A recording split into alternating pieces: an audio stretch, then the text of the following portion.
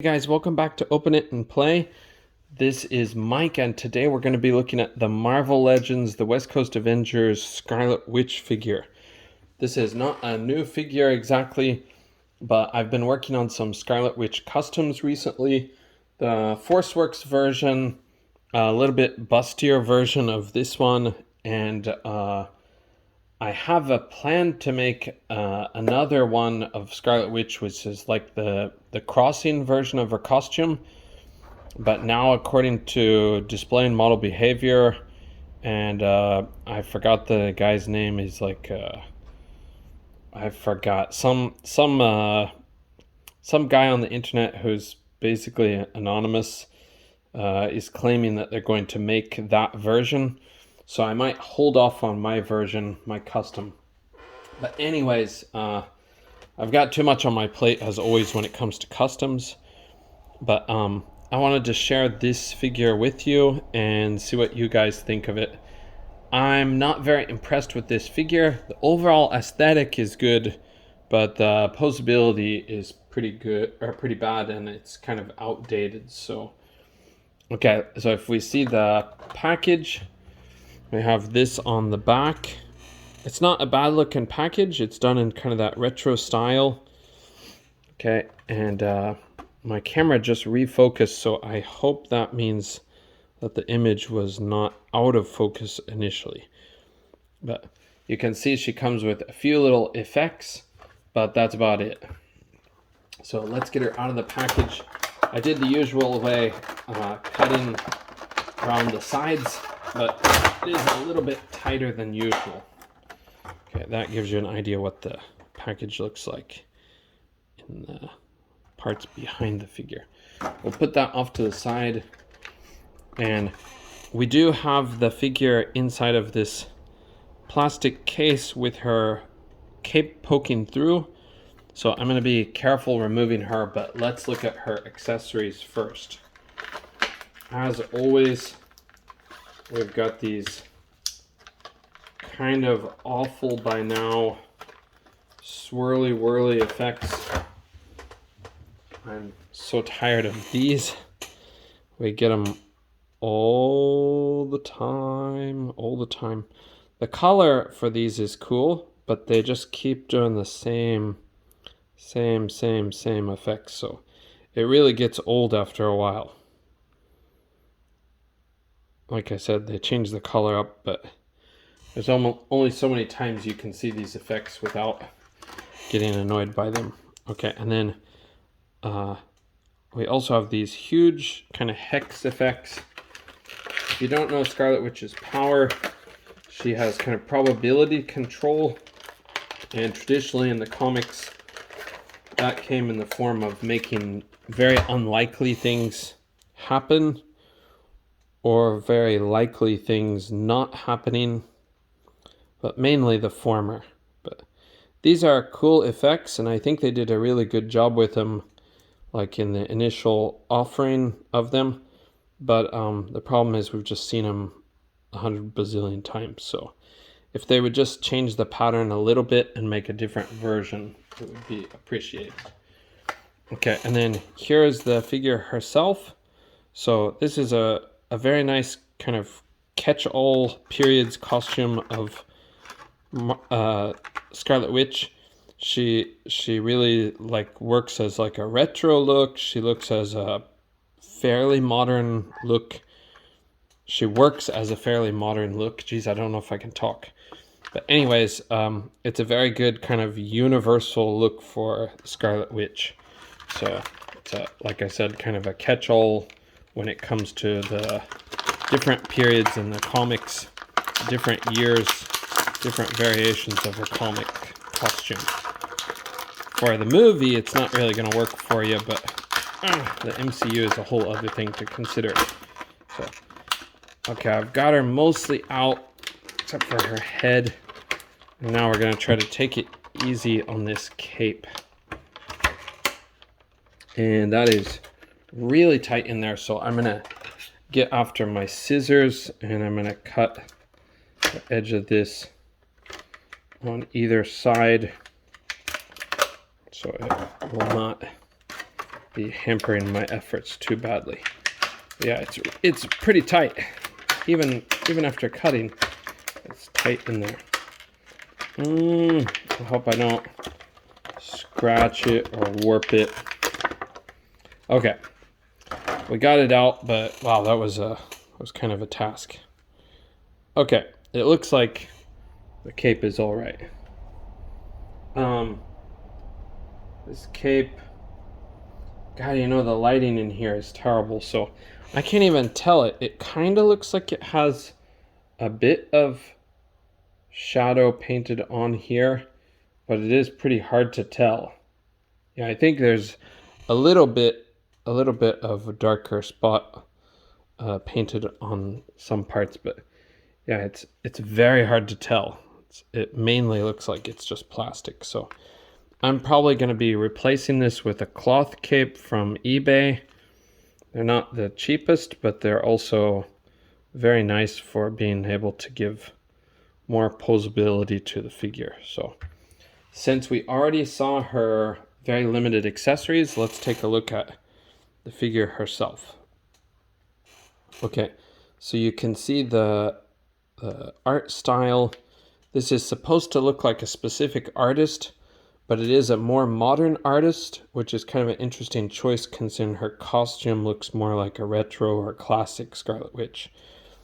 But there is another variation where she doesn't have the pink here, she just has the skin tone, but that is the even older figure. But and there is also the Family Ties pack where this part is kind of a metallic pink shiny color. So okay, so we're gonna go straight to the bad part on this figure.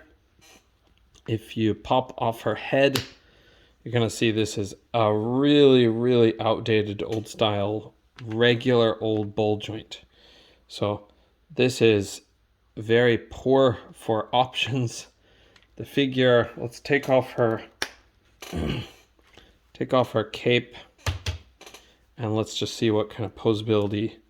She can look up that far, she can look down that far, she can look left and right and barely do much of anything. So that part of the figure is very disappointing to me. It would probably be hard to get her to look up much because of her hair. Her hair is really thick in the back. But I thought about, since I have two of this figure, I thought about resculpting one to make her hair kind of blowing with some green stuff sculpting, or even replacing it with hair from another Marvel Legends and sort of cutting that to make this fit on. But I'll see. It just depends on how much I want to modify the figures or how much time I want to spend on Scarlet Witch. I am spending a lot of time on her. I'm redoing her bust on one, and of course I'm making that Forceworks version that I talked about earlier. That one has taken a lot of work, but I have not yet painted it. So okay, for her posability, let's put this stuff back on so we really see like how limited she is when it comes to this. Her arms will go all the way around, but the cape is going to hamper that in a big way. Her arms will go up to here. She does have no bicep cut, which is a major drawback in modern figure design. She does have this single jointed pinless one where it just plugs into her bicep part or her upper arm. That allows for almost 90, but not even quite 90. And fortunately, at least her hands have the usual kind of posability, so it'll swivel and hinge.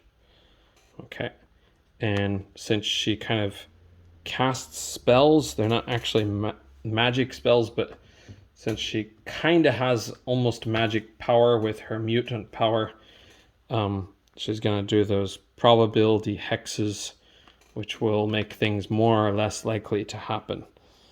Okay, so at least her hands are expressive enough, it works for that. But I would love to have her come with a couple more hands at least.